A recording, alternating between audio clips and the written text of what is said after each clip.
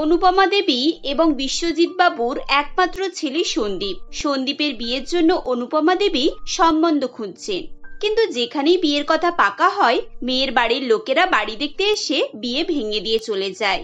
এতে করে অনুপমা দেবীর চিন্তা দিনকে দিন বাড়তেই থাকে। আজকেও মেয়ের বাবা ফোন করে বিয়ের জন্য না বলে দিল। এভাবে চলতে থাকলে ছেলেটার আর কোথাও বিয়ে হবে না। কবে থেকে বলছি যে এই বাড়িটা পাল্টে একটা নতুন বাড়ি নাও। এটুকু বাড়িতে আমরা থাকবো কোথায়, আর নতুন বউ থাকবে কোথায়? দেখো, 25 বছর আগে আমি যখন এ বাড়ি বানালাম তখন তোমাকে বারবার বলেছিলাম যে এই প্ল্যানের মধ্যে আমি 3খানা রুম বানিয়ে দিই। তুমি কি বললে যে তোমার রান্নাঘর বড় চাই। আমাদের 2টো রুমের থেকে রান্নাঘরটা বেশি বড় দরকার, আর এই রান্নাঘরটা ছোট করলে একটু জায়গা বেশি পাওয়া যেত। কিন্তু তুমি আমার কথা শুনলেই না। রান্নাঘর বড় রাখতে চেয়েছিলাম, কারণ সারাদিন আমাকে ওখানেই থাকতে হবে। রান্নাঘরটা সুন্দর হয়েছিল বলে এত বছর সুখে শান্তিতে আমি ওখানে রান্না করতে পেরেছি। তা বলে কি সারা জীবন এই বাড়িতেই থেকে যাব? ছেলের বিয়ে তো একটা কারণেই কেটে যাচ্ছে। যারাই আসছে তারাই বলছে যে ছোট বাড়িতে তাদের মেয়ে থাকতে পারবে না।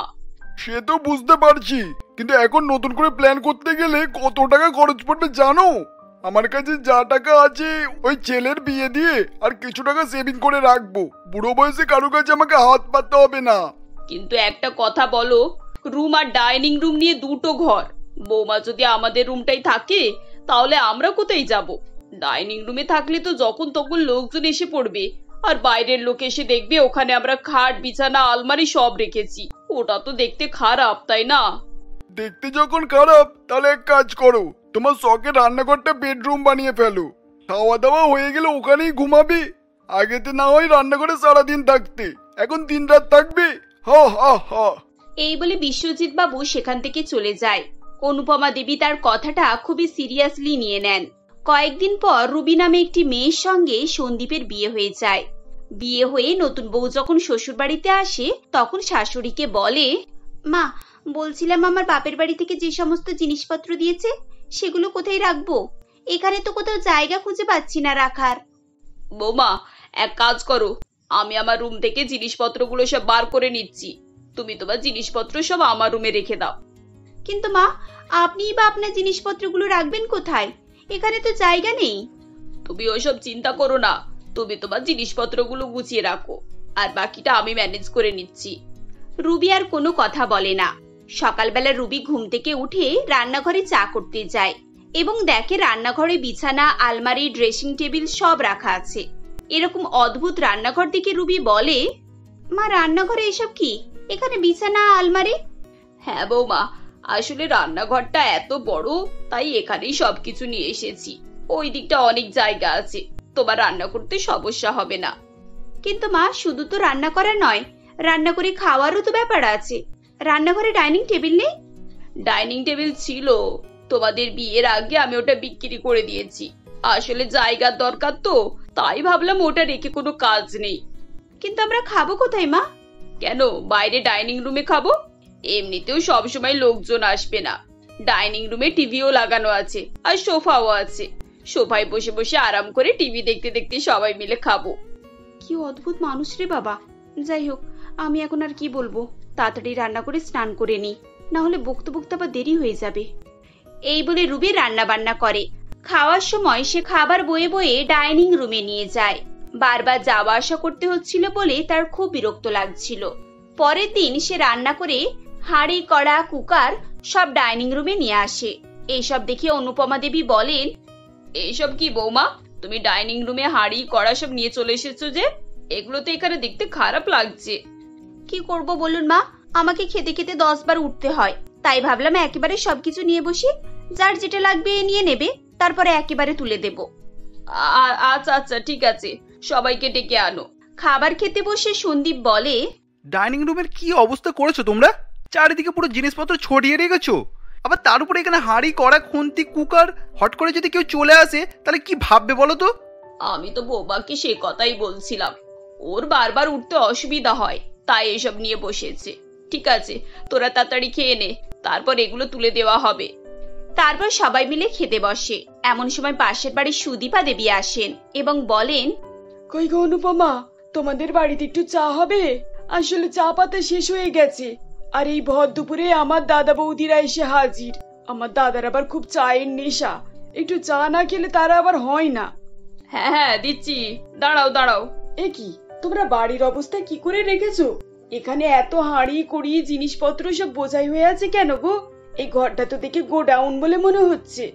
আসলে বৌমা রান্না করেছে, ও নতুন তো তাই সবকিছু ঠিকঠাক গুছিয়ে গাছিয়ে রাখতে পারছিল না, আমরাই খেতে বসেছিলাম। তুমি দাঁড়াও, তোমার চা এনে দিচ্ছি। এভাবেই অনুপমা দেবী কোনো রকম ভাবে কথা চাপা দেওয়ার চেষ্টা করেন এবং তাড়াতাড়ি চা এনে সুদীপা দেবীকে দিয়ে তাকে বিদায় দেন। খাওয়া দাওয়া শেষ হয়ে গেলে বাবা এবং ছেলে সেখান থেকে চলে যায়। এরপর অনুপমা দেবী বৌমাকে বলেন, বৌমা দেখলে তো তোমার এইসব কাজের ফল কি হলো? এখন 5 জন লোক এলেই কথা হবে। মা, আপনি আমাকে বলছেন কেন? বাড়িতে জায়গা না থাকলে আমি কি করব?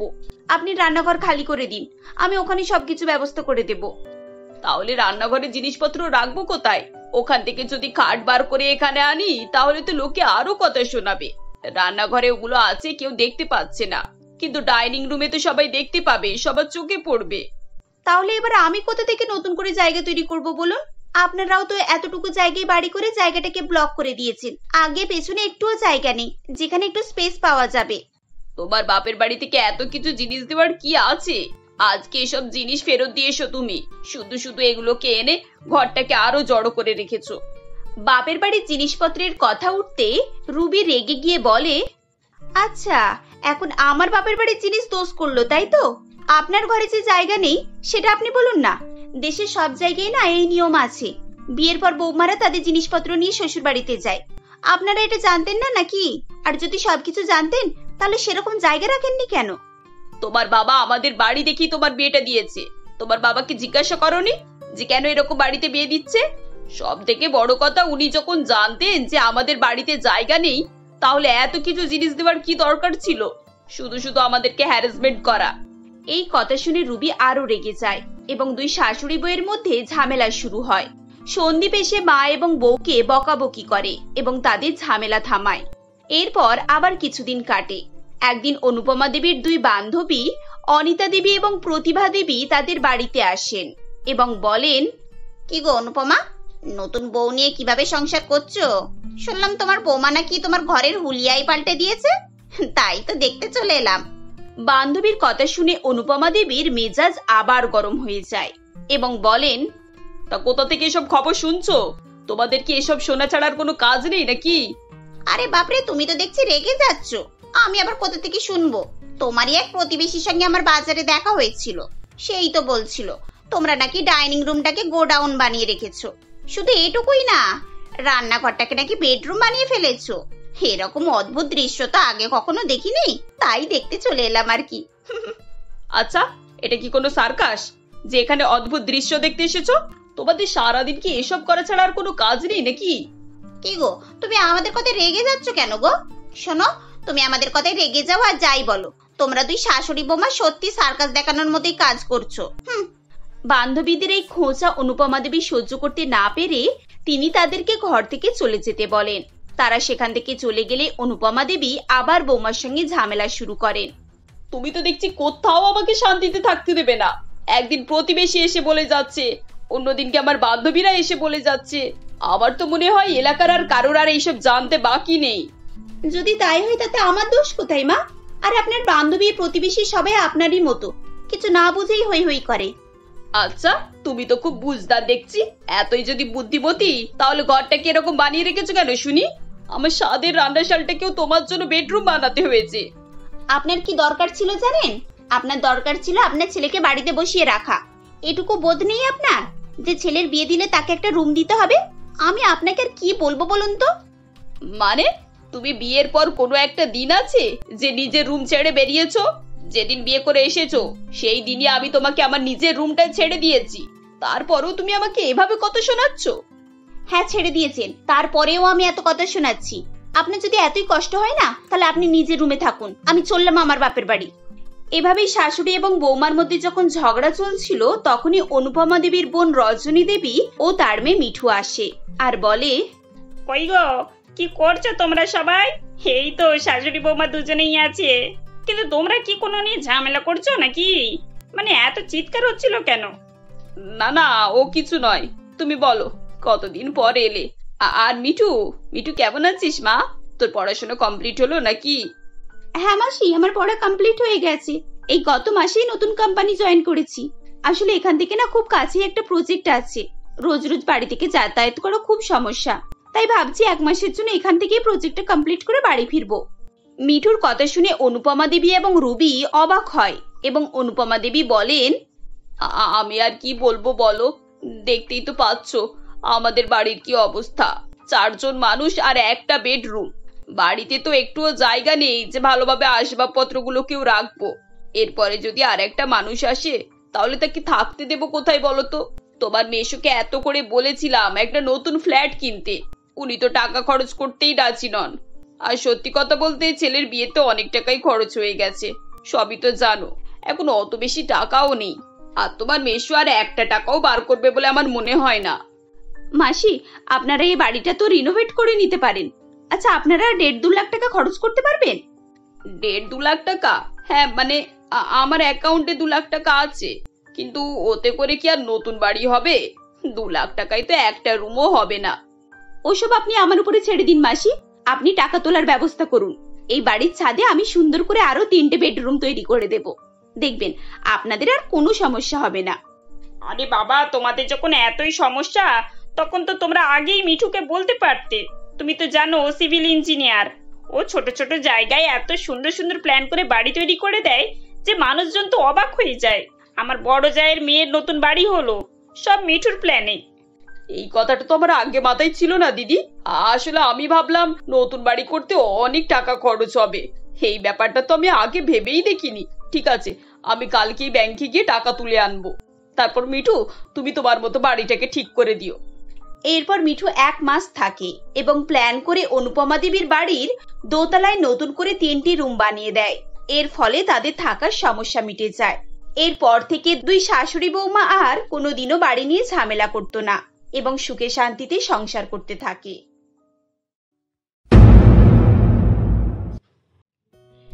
রিম্পা তার মা মন্দিরা দেবীর সঙ্গে সোনাপুর গ্রামে বাস করত। মন্দিরা দেবী পেশায় ছিল একজন দিনমজুর। সে সারাদিন গ্রামের এদিক ওদিক ঘুরে মজুরি করে বেড়াতো। মজুরি করে সে যা টাকা উপার্জন করত তা দিয়ে কোনো রকমে তাদের সংসার চলে যেত। এমনই একদিন মন্দিরা দেবীর কোনো কাজ ছিল না, আর সে বসে বসে এসব নিয়েই চিন্তা ভাবনা করছিল। পাশের বাড়ির মনুভাই বলছিল গ্রামের জমিদারের বাড়ি মেরামতের জন্য নাকি লোকের প্রয়োজন। তা আমি গিয়ে দেখি আমায় কাজে নেয় কিনা। আমায় কাজে নিলে তাহলে আমাদের আর কোনো চিন্তা থাকবে না। মা, তুমি কোথায়? মনু কাকা তোমায় খুঁজছিল আর তোমায় দেখা করতে বলেছে। হ্যাঁ আমি জানি, আর তুই এখনো রেডি হসনিস কেন? তুই কি ভুলে গিয়েছিস নাকি তোকে স্কুলে যেতে হবে? না মা, ভুলিনি, কিন্তু আমায় স্কুলে যেতে ভালো লাগে না। স্কুলে গেলে আমায় সারাক্ষণ শুকিয়ে থাকতে হয়। সবাই বাড়ি থেকে স্কুলের জন্য টিফিন নিয়ে আসে, আর সেখানে আমায় না খেয়েই বসে থাকতে হয়। ছোট্ট রিম্পার দুঃখ শুনে মন্দিরা দেবীর চোখে জল চলে আসে।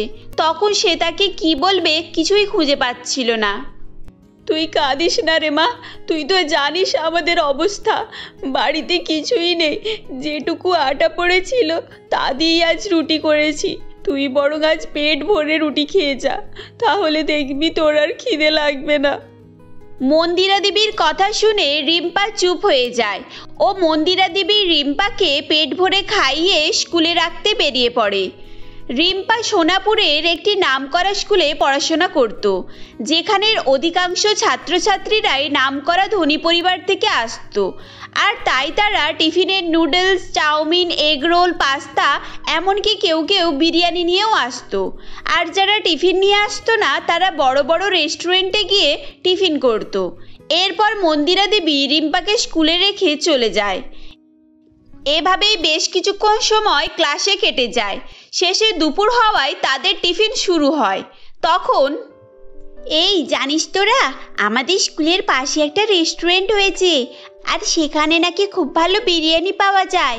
কাল বাবা ওই দোকান থেকে বিরিয়ানি কিনে নিয়ে গেছিল। আমি তো আজ ওখান থেকে বিরিয়ানি খাবো বলে টাকাও এনেছি। হ্যাঁ, চল না ছুটির পর আমরা সবাই একসাথে গিয়ে বিরিয়ানি খাই, তাহলে খুব মজা হবে। এই আমি তো নতুন রেস্টুরেন্টের ব্যাপারটা এখনই জানলাম, আগে জানলে না হয় বাড়ি থেকে কিছু টাকা নিয়ে আসতাম। আরে জানবি কি করে, খোঁজ তো আগে আমি নিয়েছি। আসলে আগের দিন আমার বার্থডে ছিল, আর তাই তোদের বিরিয়ানি খাওয়াবো বলে ভালো রেস্টুরেন্টের খোঁজ করছিলাম। আর তখন বাবা ওটার কথা বলল। আর তোদের চিন্তা করতে হবে না, আমার বার্থডে, তাই সমস্ত বিল আমিই দেব। রিনার বার্থডে ট্রিটের কথা শুনে সকলেই খুব খুশি হয়ে যায়। ও তখন এক এক করে সকলে রিনার কাছে এসে অভিনন্দন জানাতে থাকে। ঠিক সেই সময় রিম্পাও সেখানে আসে। ও সে অভিনন্দন জানানোর পর বলে, এই বিরিয়ানি খেতে কেমন লাগে রে? আমি আগে কোনোদিনও বিরিয়ানি খাইনি, বল না, তাহলে আমিও তোদের সঙ্গে যাব। কি, তুই আমাদের সঙ্গে বিরিয়ানি খেতে যাবি? এই সবাই শোন, ব্যাকডেটেড ফার্স্ট গার্ল রিম্পা নাকি বিরিয়ানি খেতে যাবে। এই তুই যা এখন। এই শোন, বিরিয়ানি খেতে গেলে টাকা লাগে বুঝলি, আর রিনা আমাদের বন্ধু, তাই আমাদেরকে খাওয়াবে। এমনিতেও তো এই স্কুলে ফ্রিতে পড়িস, তার উপরে আবার ফ্রিতে খাওয়ারও ইচ্ছা যাচ্ছে। এই তুই যখন কোনোদিনও বিরিয়ানি খাসনি তাহলে খেতেও যাস না, কারণ আমি শুনেছি কুকুরের পেটে ঘি ভাত সয় না। এভাবেই তারা সকলে মিলে রিম্পাকে অপমান করে যাচ্ছিল। তখন রিনার রিম্পার প্রতি মায়া হয় ও সে বলে, আরে আজ বিরিয়ানি খেতে কারোর কোনো টাকা লাগবে না, আজ আমার বার্থডে, আজকের বিরিয়ানি আমি আমার টাকা দিয়ে সকলকে খাওয়াবো, ওকে? আসলে রকি ঠিকই বলছিল, রিম্পার ওই স্কুলে পড়ার সামর্থ্য ছিল না, কিন্তু রিম্পা অত্যন্ত মেধাবী ছাত্রী হওয়ায় স্কুলের প্রিন্সিপাল মধুচরণ বাবু রিম্পাকে বিনা ফিসে পড়াশোনার অনুমতি দিয়েছিলেন। এরপর সেদিন ক্লাস শেষে রিম্পা সকল বান্ধবীদের সাথে রেস্টুরেন্টে বিরিয়ানি খেতে যায়। বিরিয়ানি খাওয়ার শেষে রিম্পা নিজের বাড়ি ফিরে আসে ও সে তার মাকে বলে, জানো মা, আমাদের স্কুলের পাশে একটা বিরিয়ানির রেস্টুরেন্ট হয়েছে, আর আজকে রিনার বার্থডে ছিল, তাই রিনা সবাইকে নিজের টাকায় বিরিয়ানি খাইয়েছে। বাহ, এটা তো খুব ভালো কথা। হ্যাঁ মা, আর বিরিয়ানি খেতে খুব সুস্বাদু। মা, আমি আবার বিরিয়ানি খাবো, তুমি আমাকে কাল টাকা দেবে, আমি স্কুল থেকে বাড়ি ফেরার পথে বিরিয়ানি কিনে নিয়ে আসবো। টাকা? বিরিয়ানি খেতে রিম্পাকে যদি টাকা দিই তাহলে কালকের বাজার কিভাবে করব? কিন্তু আজ প্রথমবার রিম্পা কিছু চাইলো আর আমি দেব না। আচ্ছা রে মা, ঠিক আছে, কাল স্কুলে যাওয়ার সময় আমি তোকে 10 টাকা দেব। পরের দিন রিম্পা 10 টাকা নিয়ে স্কুলে যায় এবং বাড়ি ফেরার পথে বিরিয়ানি কিনতে ওই রেস্টুরেন্টে যায়। এই যে, কত প্লেট বিরিয়ানি লাগবে? আমাকে 10 টাকার বিরিয়ানি দিন। কি, 10 টাকার বিরিয়ানি? কে রে তুই 10 টাকার বিরিয়ানি কিনতে এসেছিস? 10 টাকায় শুধু 1 পিস কাঁচা আলু হবে, বিরিয়ানি নয়। যত সব ভিখারি এসে হোটেলে ঢুকে পড়ছে। এই মন্টু, একে দোকানের সামনে থেকে সরিয়ে দে, কাজের সময় মেজাজ চটাতে এসেছে। এটা শোনার পর রিম্পা কাঁদতে কাঁদতে বাড়ি ফিরে যায় এবং বাড়ি গিয়ে মন্দিরা দেবীকে সমস্ত ঘটনা শোনায়। তখন, আচ্ছা ঠিক আছে রে মা, তুই কাঁদিস না, মনে হয় বিরিয়ানি কিনতে আরও টাকা লাগবে, তাই দোকানদার তোকে বিরিয়ানি দেয়নি। আচ্ছা, আমি এক্ষুনি তোর জন্য বিরিয়ানি কিনে আনছি। এরপর মন্দিরা দেবী আরও 10 টাকা নিয়ে বিরিয়ানি কিনতে রেস্টুরেন্টে যায় এবং সেখানে গিয়ে বলে, এই নিন বাবু 20 টাকা, আমায় 20 টাকার বিরিয়ানি দিন তো, আর হ্যাঁ, আমায় প্যাক করে দেবেন, বাড়িতে নিয়ে যাব। এরা কারা রে বাবা? এই বিরিয়ানির দাম 20 টাকা তুমি কোথা থেকে শুনলে যে এসেই 20 টাকার বিরিয়ানি চাইছো? ও 20 টাকা দাম নয়, তাহলে আমায় কম করে, মানে ওই 20 টাকায় যতটা হয় ততটাই দিন। এই চুপ, একদম চুপ। তুমি বিরিয়ানির দাম কি কখনো শোনোনি নাকি? 1 প্লেট বিরিয়ানির দাম 120 টাকা। শুধু 20 টাকায় 1 পিস মুরগির ডিমও পাওয়া যাবে না, বুঝেছো? বাবু, তাহলে আমায় মাংস দিতে হবে না, মাংস বাদেই শুধু ভাত দিন। আসলে আমার মেয়ে বিরিয়ানি খাবে বলে খুব কান্নাকাটি করছে, দিন না বাবু। না, কিছুই হবে না। 20 টাকায় আলুর বিরিয়ানিও হবে না, যত সব। একজন ভিখিরি আসলো 10 টাকা নিয়ে বিরিয়ানি কিনতে, এ আবার এসেছে 20 টাকা নিয়ে বিরিয়ানি কিনতে। আজকাল তো দেখছি ভিখারির উপদ্রব বেড়ে গিয়েছে। বাবু, ওটা আমারই মেয়ে ছিল, আমরা গরিব মানুষ হতে পারি, তবে ভিখারি নয়। ভিকিরিকে ভিকিরি বলেছি, তাতে আবার গায়ে লাগার কি আছে? যাও, বেরিয়ে যাও, আমার রেস্টুরেন্টের সামনে থেকে বেরিয়ে যাও।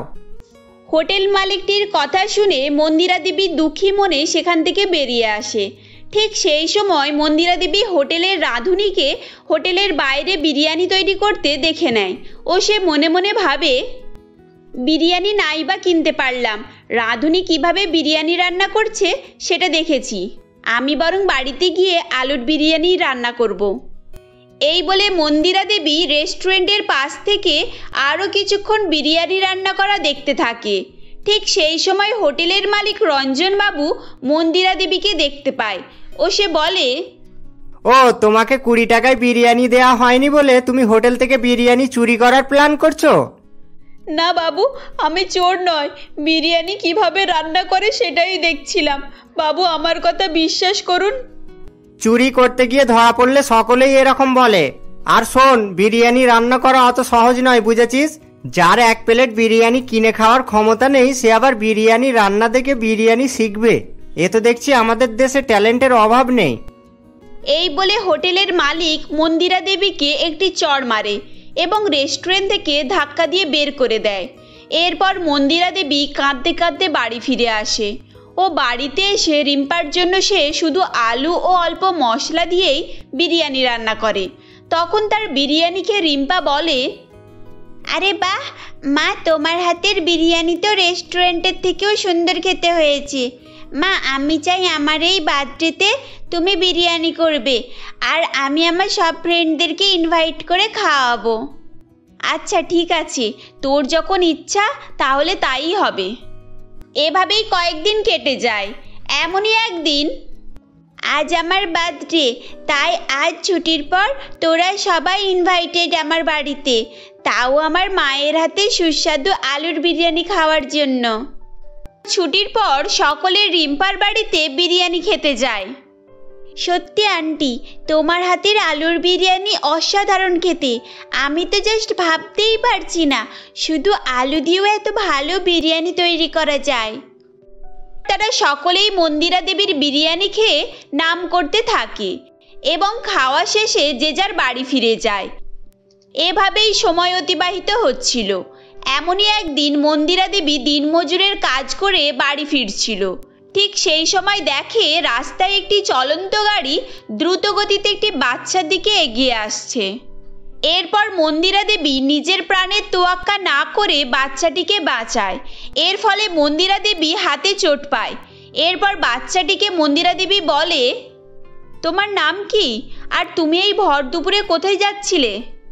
আমার নাম পিঙ্কি, এই সামনেই আমার বাবার রেস্টুরেন্ট, আমি আমার বাবার কাছে যাচ্ছিলাম। তার মানে এটা ওই হোটেল মালিকের মেয়ে। ও আচ্ছা, চলো আমি তোমাকে তোমার বাবার কাছে পৌঁছে দিচ্ছি। মন্দিরা দেবী পিঙ্কিকে তার বাবার কাছে পৌঁছে দেয়। এই ভিখারিটা আবারও আমার রেস্টুরেন্টে এসেছে। সিকিউরিটি, এই ভিখারিকে ঘাট ধাক্কা দিয়ে বের করে দাও। তার আর প্রয়োজন হবে না, আমি নিজেই চলে যাব। আপনার মেয়েকে পৌঁছে দিতে এসেছিলাম। আর বিরিয়ানির হাঁড়ির মতো বাচ্চাকেও দেখে রাখবেন, না তো বিরিয়ানি তো ঠিক থেকে যাবে কিন্তু বাচ্চা চলে যাবে। হ্যাঁ বাবা, আজ এই ভালো আন্টিটা না থাকলে আমি হয়তো আর বাঁচতাম না। এরপর পিঙ্কি তার বাবাকে সমস্ত ঘটনা বলতে থাকে। সমস্ত ঘটনা শুনে রেস্টুরেন্টের মালিক রঞ্জনবাবু লজ্জায় মাথা নিচু করে দাঁড়িয়ে থাকে। আমরা গরিব হতে পারি বাবু, কিন্তু আপনাদের মতো মনুষ্যত্বহীন নয়। এবার থেকে আমাদের মতো গরিব মানুষদের সাথে এরকম দুর্ব্যবহার করবেন না।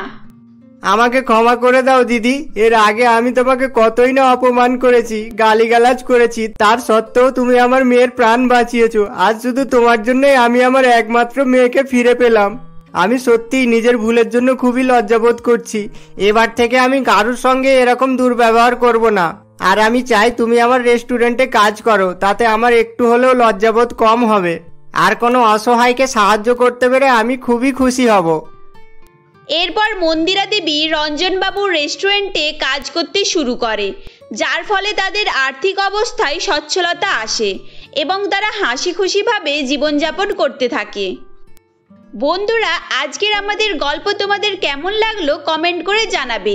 গল্পটি ভালো লাগলে লাইক করো ও তোমরা যদি আমাদের চ্যানেলে নতুন হও তাহলে অবশ্যই চ্যানেলটি সাবস্ক্রাইব করো। ধন্যবাদ।